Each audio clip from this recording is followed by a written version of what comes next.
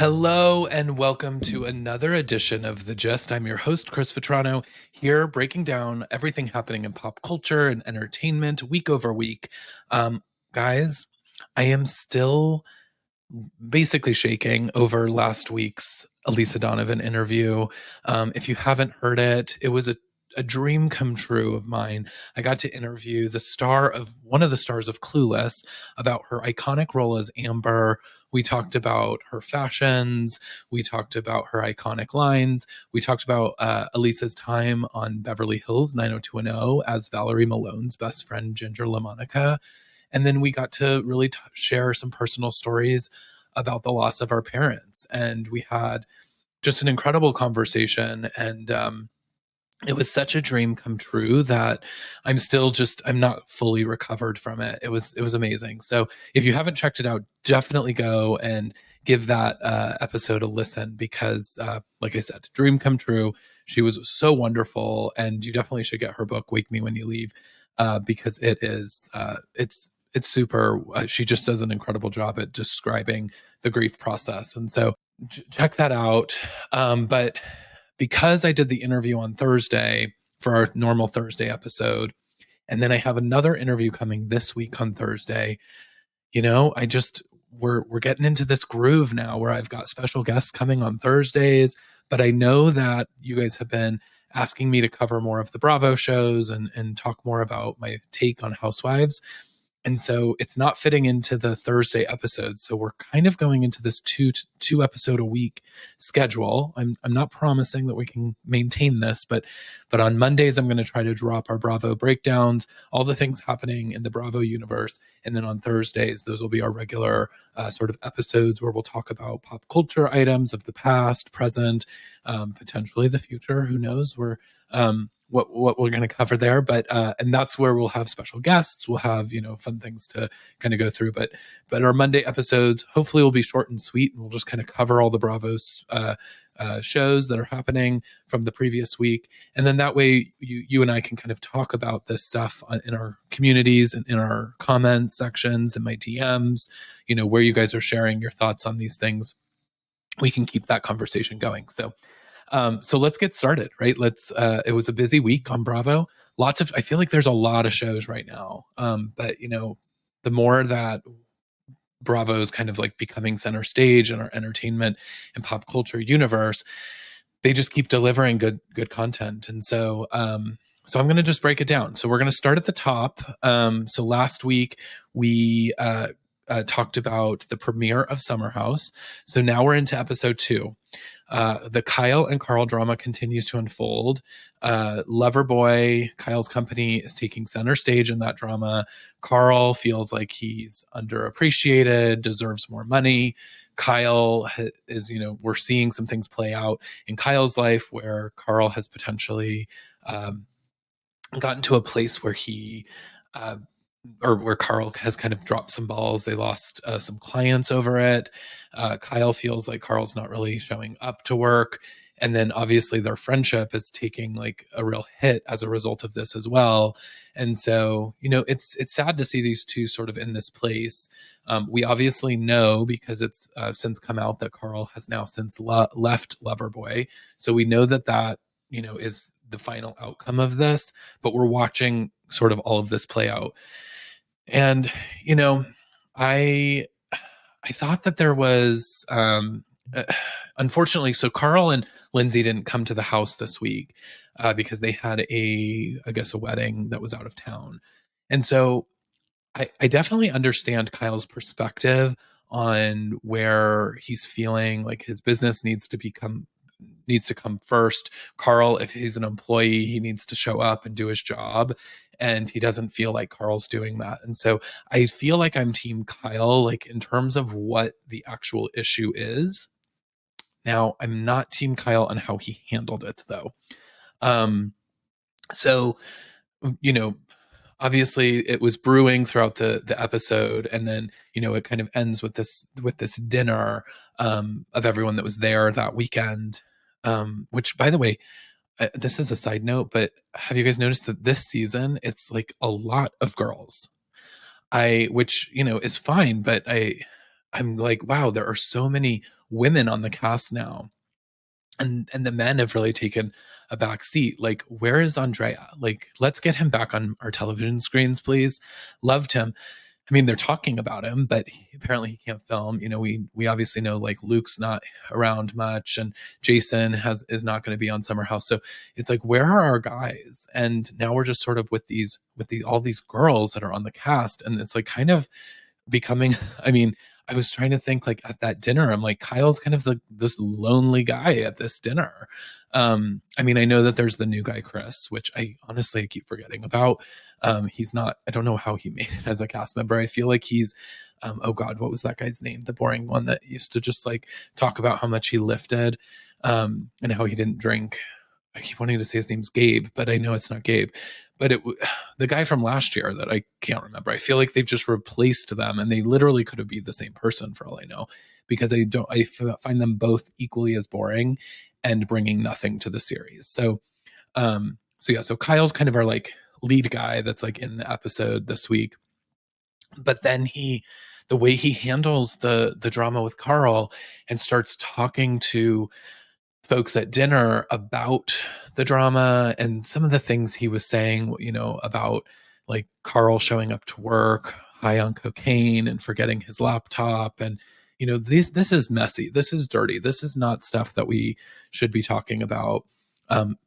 Probably not when that person's not there, but also like if this is your best friend and you're putting this stuff out on camera, you're really like, you're going for it hard.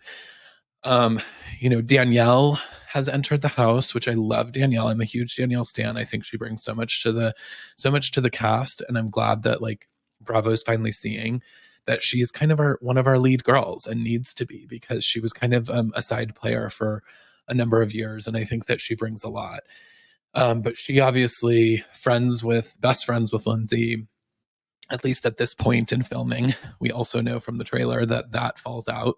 But she, is a very, very close friend of Lindsay and Carl's, and she's a ride or die bitch. Like, she will stand up for her friends. And that was like very clear at this dinner. She overheard Kyle saying these things. Her blood was boiling. She was getting real upset. And when Kyle went and sat on the side of the table that she was like, don't engage me. I'm not in a good place to do this. He was not picking up on that. And she, lost her temper. And, said that, that she was like, don't talk about Carl when I can hear everything you're saying. And, that started a fight. And Kyle, says that Carl was unhireable for 4 years, which probably is true, because if you think back on the previous seasons, Carl was sort of like in and out of jobs a lot. And so it was clear that like Carl was struggling with sort of keeping his professional life at bay, with some of his like maybe crazy partying ways and things was definitely his priority back in the day. So, for him to say I hired Carl because he was unhireable for 4 years and gave him this opportunity, I understand that like Kyle feels a sense of, like that he should be appreciated more for doing that for Carl. And I think that that's probably true. Carl probably should, appreciate him in that respect. But, two friends working together in this capacity is like probably never really a good thing. But, Danielle is back. She is being such a loyal friend. And so seeing this play out, I can't imagine what Carl and Lindsay were thinking watching this week's episode, knowing that they have like fully fallen out, that they don't speak anymore, and them seeing her go to bat for them so hard. That must have been tough. Also back this week, joining the house, Sierra is back. She, her and Paige now can like share a bed, and that's the other thing. Like this year on Summer House, I feel like we're just in bed a lot. There's like a lot of talk about where everyone's going to sleep, and not enough talk about like what they're going to do. I'm not seeing a lot of action happening. I'm seeing a lot of like early nights, seeing a lot of like them going to dinner and then going to bed. And, look, that's what I do too. I'm not having wild, crazy nights anymore, but that's not what I signed up for when I watched the show, Bravo. Like, hello, give us something to watch. And so I am worried. I said last week, with the Vanderpump Rules sort of reboot that they've done, is that these cast members on Summer House are getting older, and like we're just not getting like their crazy party ways anymore, and we're starting to see them adulting, and I think that we're going to have to lean more into them as a cast of adults and like see more of their real stuff play out versus like these parties and these wild like weekends that we used to watch play out in the previous seasons. And so that's kind of what's happening on Summer House. Obviously, more to come. I'm sure that this conversation between Kyle and Carl is going to continue to ruffle feathers among the house. And yeah, I'm ready to see what kind of happens, because I do hope that we're going to get somewhere this season. But I think that we need to like push things along. We need to just like get to it, because it's feeling a little drawn out in this first 2 episodes. So next up this week we had, well, I guess let's jump to Vanderpump Rules before we get into the Housewives. Vanderpump Rules, I thought it was another like good episode. There's not like a lot that I'm going to say about this week's, because I said it last week, in the previous weeks. Like, I'm really digging the way in which like we're really focusing on the real things that are happening. Like, you know, they're talking about Sheena's podcast and what Tom said on the podcast. And like in the previous years, Bravo was so worried about like all of this stuff that was happening off camera that we never really got to see. You know, we never saw the storylines play out of like people getting pissed at the other characters because of something that they said in an interview or that they said in the press. And like they would always sugarcoat it and make it about something that it wasn't. And they do that on the Housewives too. It's like, you're mad because that person didn't invite you to a party because where they're filming. And you're upset about that because you feel like you're being like taken out of the show in some kind of way. And like, instead of just acknowledging that and that that's the real reason we're having a fight, it was always like veiled in some other, you know, thing that we were fighting about. And I like that we're doing that on Vanderpump Rules. I think, you know, obviously, Tom and Sheena recorded for Sheena's podcast, which I knew that it was called Shenanigans, but I never picked up on until this week that it's like Sheena, like Shenanigans. And maybe that's just on me, and I'm feeling like a real dummy right now. But yeah, so I'm just now like, I just now got the joke that she is on Shenanigans. But yeah, so she has Tom on. And by the way, when she shows up at Tom's apartment, yikes. I was like, oh, flashback to when this show started and none of them had any money. And they lived in these like horrible apartments with like no furniture. And they were just so messy and like dishes all over the place. Tom is not living well. He needs a cleaning woman. He needs a cleaning person, rather. He needs a cleaning person. He needs somebody to like come in, put the apartment together, because he's a grown-ass adult and needs to start living like one. But that was pretty sad. He also has like $20 bills hanging on the refrigerator. I don't know if you guys saw that, but it's like, what is that? Like, is that the money for like when you're going out, you're like rationing for the pizza guy? Or I don't know what that was, but yeah, he had like $40 or something like hanging up on the refrigerator. It's like, that was as far as he got with his decorating. What else? I mean, so then obviously Tom is talking about Raquel, and Sheena's kind of trying to like, you know, put the Raquel and Tom situation together, put it out there that maybe they should hook up. So Katie, of course, gets very upset because Sheena was her friend and she feels like this isn't supportive. You're trying to hook up my ex-husband with like 5 minutes after we are getting divorced with another person in our cast. And that's like that's not cool. And that doesn't feel right. And I'm with her on that. I'm team Katie all the way. I think that is just sort of gross that there's a lot of people in LA, and Raquel and Tom don't need to find each other through this.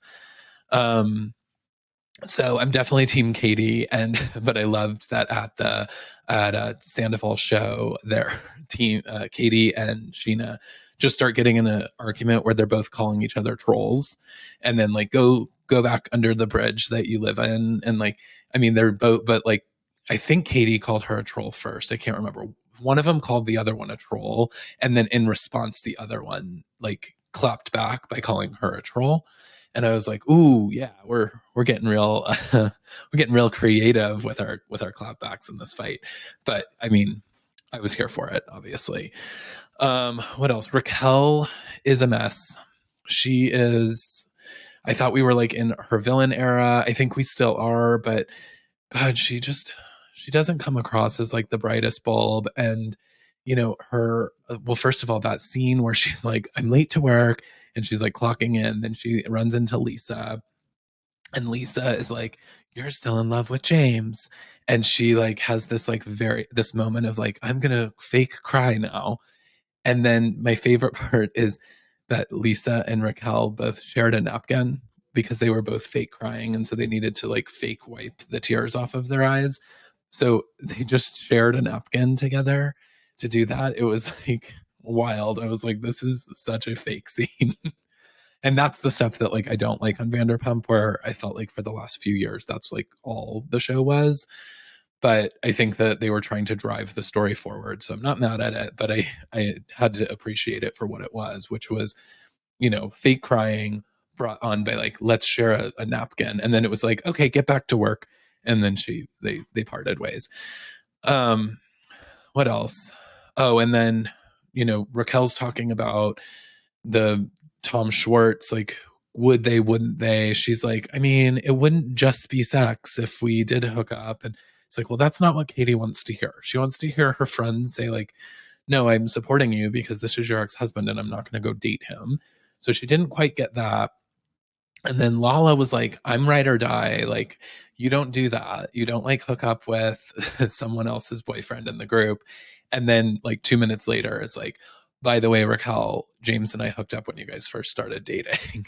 So it was like, oh, okay, sorry, Lala, you're not really making any like points in this because you just basically went back on everything that you said. So that's Vanderpump Rules. Basically, I'm loving the season and I'll be tuning in every week. Very excited about it. And then Jersey, guys, I just am like, I always have loved Jersey. Jersey's always been like one of my favorites, if not my favorite. I even watched the season with those little, speaking of trolls, but those little twins that they tried out for a season. When they struggled for a couple of years on Jersey, but they are back. I am loving this season. I'm loving all the new girls. I'm loving the side players. Jennifer Fessler, I mentioned her last week as she was inhaling the mozzarella, the mozzarella. She's great. So we pick up at the beginning of this, the last season or the last episode, we had a to be continued, which, you know, is Bravo's favorite thing to do with Housewives. And so we pick up with Teresa and Melissa still sort of fighting at the mozzarella party. And it's very strange because then like Teresa's like, they're talking about how Teresa didn't put Melissa in the wedding and then where they're going to sit at tables and all of this stuff. And then Teresa's like, if you want to be in my wedding, like I will put you in my wedding. And because Melissa just keeps making a point of like how she should be in the wedding. And Teresa's like, yeah, let's do it. Like you'll be in my wedding. And then then Melissa says, well, no, that she doesn't want to be in the wedding. Like she's fine to not be in the wedding. So it's just like the stuff they're doing on social media. Like none of it makes sense. It's like they're saying one thing and then they turn around and say the exact opposite thing. And I think that's like where they're really starting to show up in a way that like is not working. And so, so Melissa backtracks, says that she doesn't want to be in the wedding now. And I mean, these two, they can't like just get to it. And then, you know, later we end up seeing Teresa with her daughters talking about the whole Melissa thing. And I guess on Melissa's podcast, they talked about how Teresa's ex-husband, Joe Giudice, needed Joe and Melissa to film to make money while Teresa was in jail for the Teresa, like, I can't remember what they called it, but the special that Bravo did when Teresa was gone. And like, all I could think is I'm like, well, by the way, Bravo put Real Housewives of New Jersey on pause while Teresa was in jail. Like, that's the power that she has on this franchise, is that they paused new seasons while she was in jail because they were like, we don't have like enough to, we don't have a cast, we don't have like a show. And so the fact that they're saying like they needed, or Joe needed us to film that, and so that was such a favor we did so that he could make money, is like, oh, please, you guys needed that money just as much. You guys are so thirsty for the camera time. Of course you're going to be here filming for this special. Like, they wanted it just as much. So the fact that she's on her podcast talking about how they needed it, and that like the kids wouldn't have eaten if it weren't for them because they, put money in Joe Giudice's pocket based on this. And then, but then Gia confirms in her confessional, which by the way, she looks gorgeous. She confirms that she only saw Melissa and Joe while cameras were up filming that. And she was like, yeah, I don't remember like seeing them any other time because they didn't come around. But they're telling this story all over, everywhere that they can get like a microphone. They're telling the story of how they were there to like basically raise these kids while Teresa was away. And it's like, that's not the story. And the girls know that too. And, Gabriella, who, I loved that Teresa's like, I know you don't like to talk about these things. And she just came across so mature. And I think she's like 17 or younger, maybe even. And she was just like, Melissa's my godmother. And I can't believe she's saying these things because they're just not true. Like, they're simply not true. And so like everyone just keeps calling out the Melissa and Joe just saying all of these things and none of them being true. And I don't know, maybe they are like, they've said them so much now that they are believing them, but it's tough. It's tough. And then, what else happened on this episode? Oh, a couple of quick notes. Frank in the bunny costume. It's like the only Easter bunny now that I'm ever going to need. I just like don't want to think about the Easter bunny any other way than Frank Catania in those bunny ears. That was amazing. Loved that. The Rachel's miscarriage story, I thought was, a really important one for especially new cast members to like tell and get vulnerable and open up. It like really helps us to relate to what they've got going on. And I thought that, her kind of sharing like her story in that and why now she's so connected to the children that she has, and, why she potentially like wants another child. And, I think that like it was a really touching moment in the series, and we need that sometimes, as we need some realness, especially when there's a lot of toxic stuff going on with the Teresa and Joe stuff. And then Danielle also got vulnerable, talked about her sort of fallout that she has had with her brother over what seems like, I mean, I don't know, maybe there's more to this story. And I'm still not fully connecting the dots on the Caroline Manzo of it all. Somehow she's like connected, but it's like her stepmother or is like married to some, I don't know exactly how it's connected, but I remember Teresa was, or whoever introed her, I think it was Teresa, was like, yeah, she's, her stepmother is married to Caroline Manzo's brother. And I'm just like, so does that make Caroline Manzo's brother her dad? But then I guess, I don't know. So I'm still not fully figuring out the family history on that. But if you know the family tree, hit me up because I need confirmation on this. But her brother, blocked her on Instagram over, or no, she blocked her brother, I guess, on Instagram because he was like making fun of the things she was posting, brother and sister kind of relationship. That makes sense. But somehow like now they are in a full fallout. The brother doesn't speak to anyone in the family. And like, she thinks that the sister-in-law was the problem. Melissa definitely did not like that story, being that she's the sister-in-law causing all the problems in the Teresa and Joe of it all. But yeah, I think I think there's more to this story that we need to get to, because a fallout over Instagram leading to like not coming to weddings and not speaking to parents, like that seems like a lot. So something more must be going on there. And I'm guessing that we're eventually going to get there, but but yeah, it's sad to see that as well. Jennifer, oh gosh, her daughter, her kids. I love her kids. I just think that like they are such stars in the making. And of course they are, because Jennifer is like so full of personality that like her kids are little mini me's. But I love that she's paying her kids minimum wage to do their chores. Like, I mean, I get that like people get allowances and stuff, but just the fact that we're talking about them getting it as minimum wage and like we're running a full business with our chores. I love that. And then and then guys night. Oh God. Gorga was coming in hot with that. He was like ready to fight Louis before Louis even got there. And man, when Louis arrived, and you could just like sense his negative energy the minute that the camera was on him. And he, is just, I mean, I wasn't even following what he was saying. He wasn't listening to Louis. All he wanted to do was fight. Like he was ready to fight because, they didn't invite Melissa's family to the wedding. And also, by the way, Melissa's family are the ones that have like gone out on social media and in the press and like told these horrible stories about Louis and horrible stories about Teresa.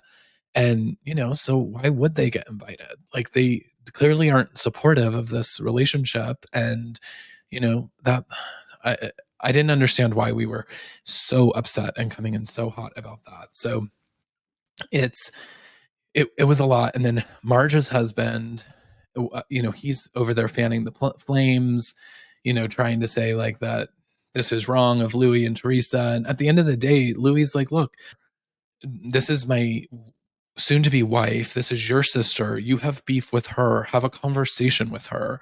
Don't tell everyone else.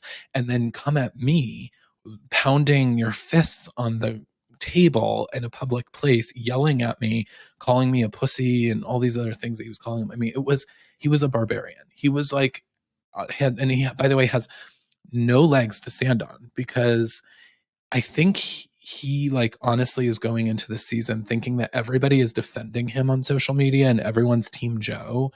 And so it's like giving him this sense of self-confidence that like, actually, I don't think anyone is truly following him. And I don't think there's very few people that are team Joe. And so he needs to cool it. Cause I think that he looks like a clown. And so I couldn't believe that scene and how it went down.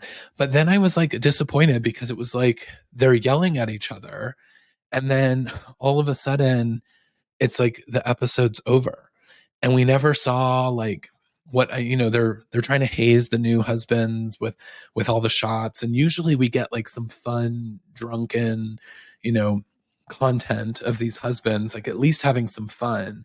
And I'm just like, did it get so heated that like producers were like, cameras down, you guys go home, like this, we're not filming any more of this?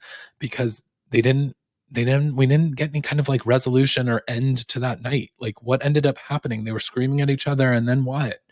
And we got nothing. So and then the episode ended, and we've got our scenes for next week, and all the women are going to talk about guys night.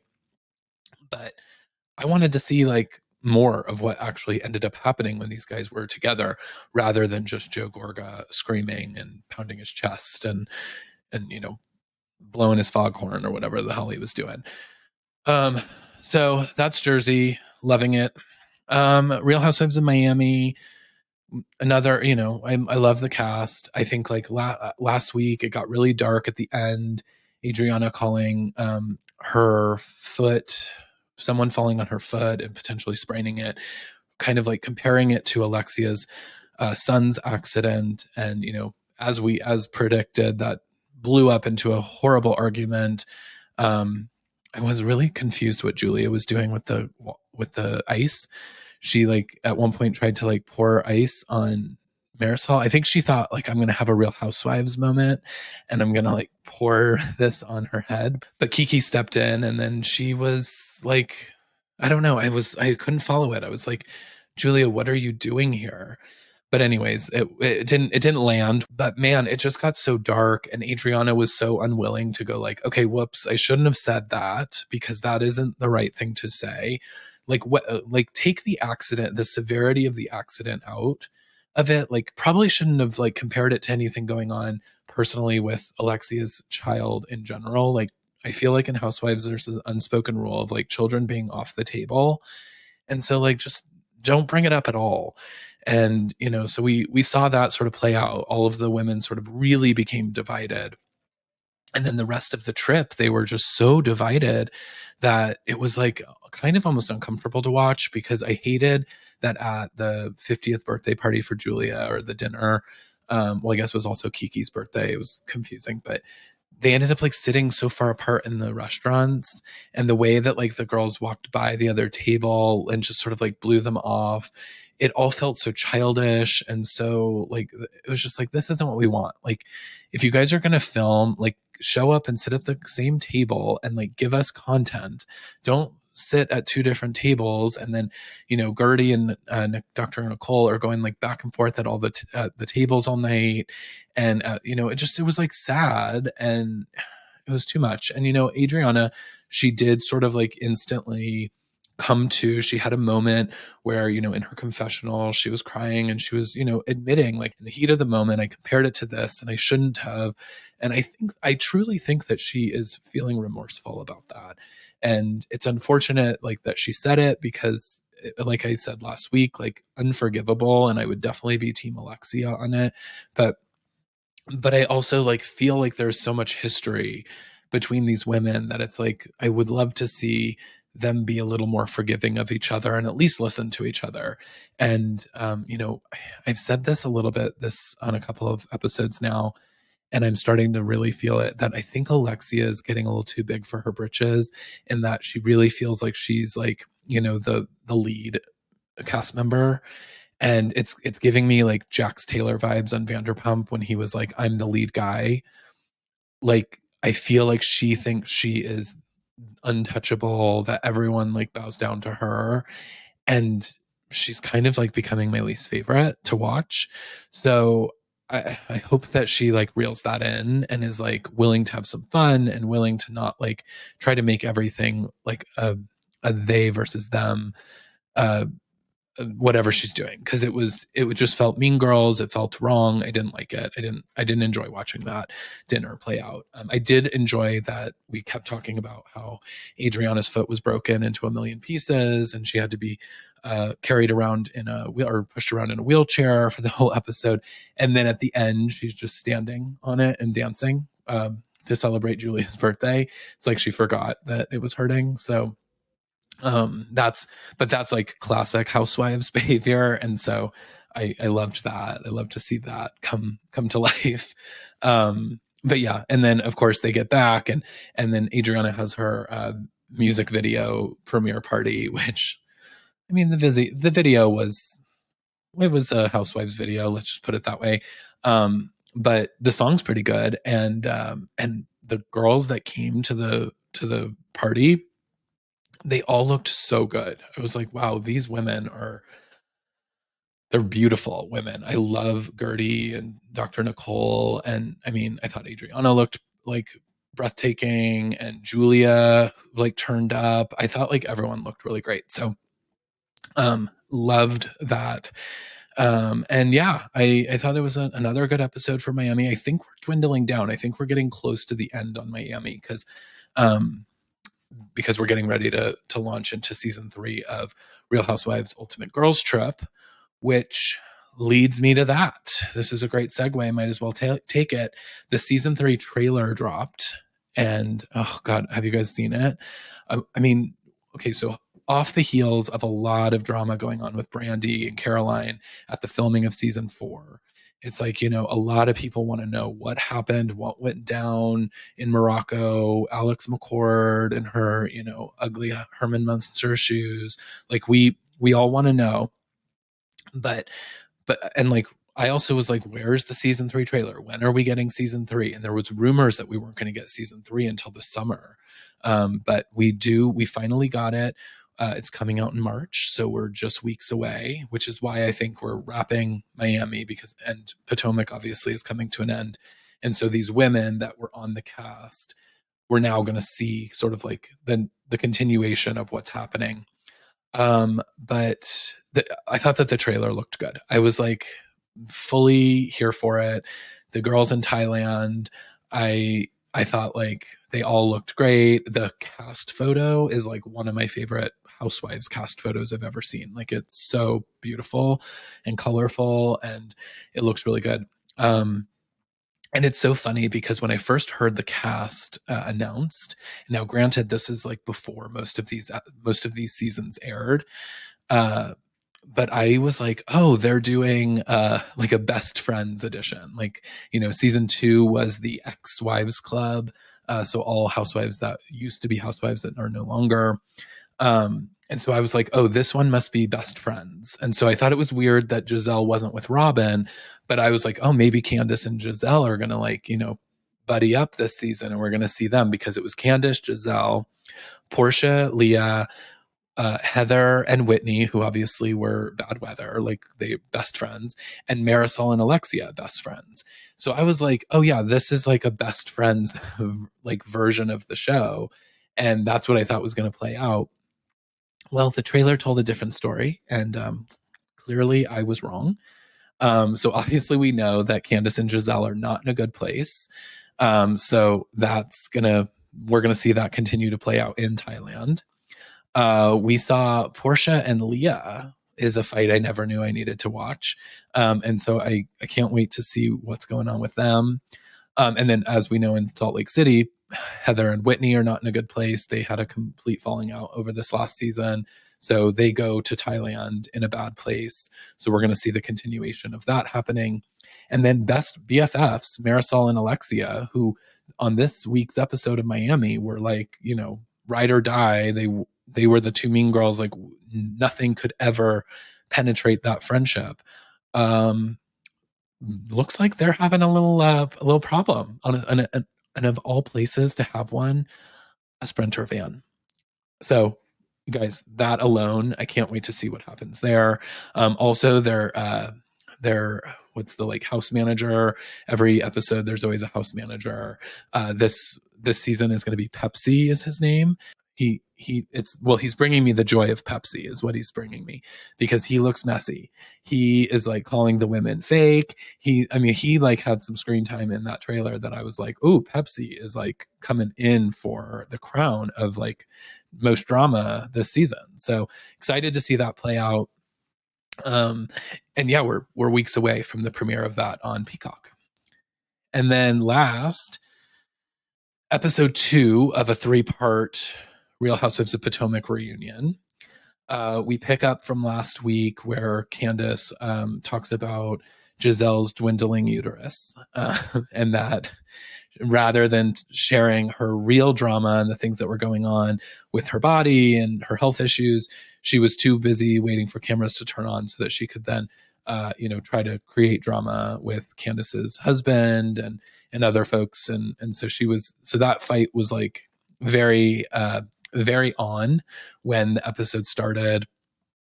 I think, and then of course Robin gets to say that everything that we do should be on camera. She's like trying to really come for the ladies in a way that's like, you got to put everything out on camera.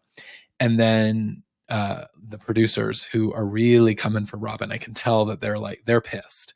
They're pissed about all this stuff. And you can just see it in the edit that she's getting, even with the scene that we didn't need to see of her, running off the stage because she had to change her tampon. Like that, we didn't need to know that. That was TMI. And the fact that the producers put that in, I'm like, yeah, they are giving Robin a bad edit.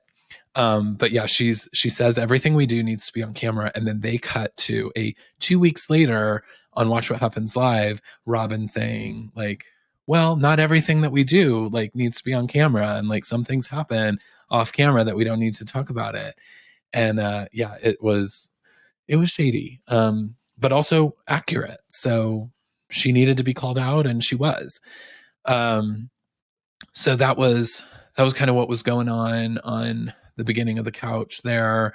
And then we did get a little bit about Giselle and kind of what's going on with her. She's dating Jason from Winter House. it sounds like it's pretty serious. I saw one photo of them. I thought they just had like a crazy night, but it sounds like they're like in a full blown relationship, which good for her. Robin was really coming for her with that age difference, calculating that 16 years, like she just pulled it right out of her purse. But yeah, she seems happy. And, Andy did say, like, if you're continuing to date Jason, are you going to bring him on next season? Because, Giselle's been called out that like, she doesn't put a lot of her real life on camera. And, when she's dating guys, like we don't hear about it. She's, very unwilling to sort of go there in a real like personal way. And she leaves a lot of stuff off. And so it feels like a little artificial at times, even though she's our queen. She like, always delivers in the group scenes and with the group drama that's going on, she's delivering, but she doesn't give a lot of her own sort of self. And that was, even when Andy's talking about the surgery that she had, she, even at that point, she was like starting to get emotional thinking about what her daughters went through while she was in that surgery. And she says to Andy, like, we'll just talk about it later. And his instant response is, no, we'll talk about it now. And, that's, I think, where Bravo, I think Andy was speaking for all of us, the viewers, and for the producers at Bravo that are like, Giselle, you got to start talking. You got to share your real life because people are craving that and they need it. Otherwise you're out. And so it'll be interesting to see. I think that I don't think she's going to go anywhere because she is sort of one of our queens. But she's definitely like, she needs to start like bringing more. And then I love Candace, like the whole time they're talking to Giselle, Candace is like yawning, checking her watch. Candace's faces, I could just watch like a full hour of her reaction shots. Like, I feel like what we need on these reunions is we need one shot of all the women as they're talking. And then we need one box in the corner that's just Candace's face the whole time of how she's responding to everything being said. Because every time they cut to her face, it's giving life in so many ways. I love her, and I want to see more of her. And quite frankly, she needed to be sitting next to Andy because she is truly the queen of Potomac. She is the reason to tune in. She's the grande dame. Okay. And Karen, where was she? Did she fall asleep in this episode? Never. I don't remember even hearing Karen speak.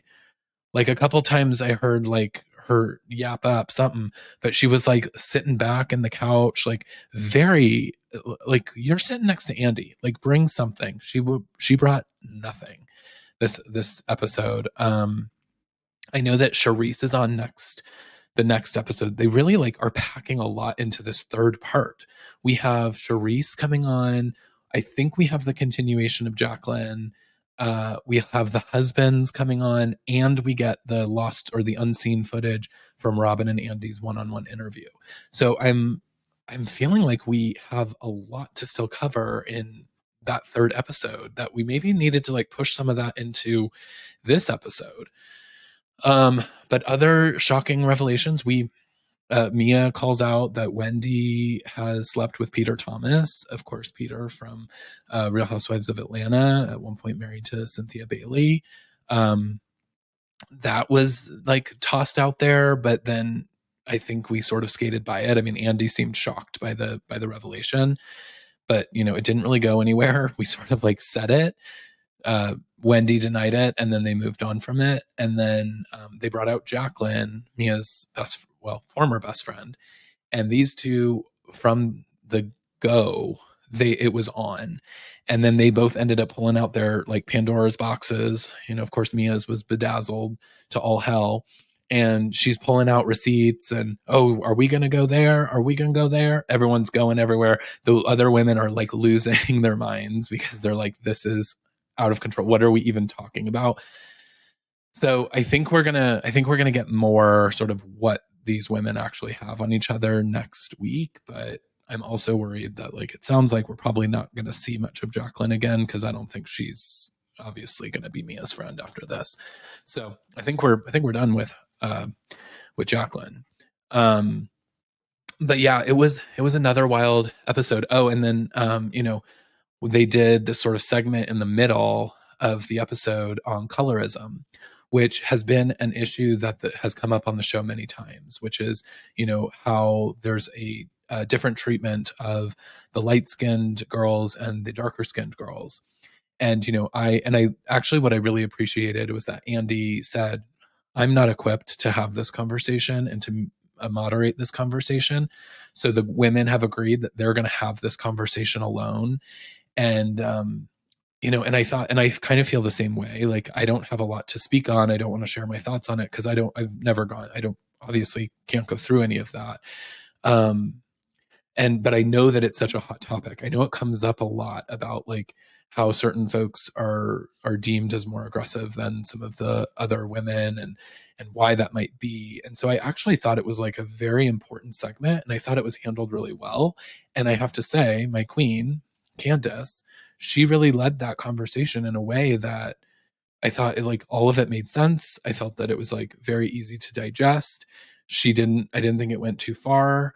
It didn't turn into like a battle of these women. And I thought, even just Ashley sort of acknowledging the way that Candace was feeling and Candace like getting emotional over that, I felt like there was progress made. And it was like this kind of like beautiful moment, especially given like how toxic things can get on those couches.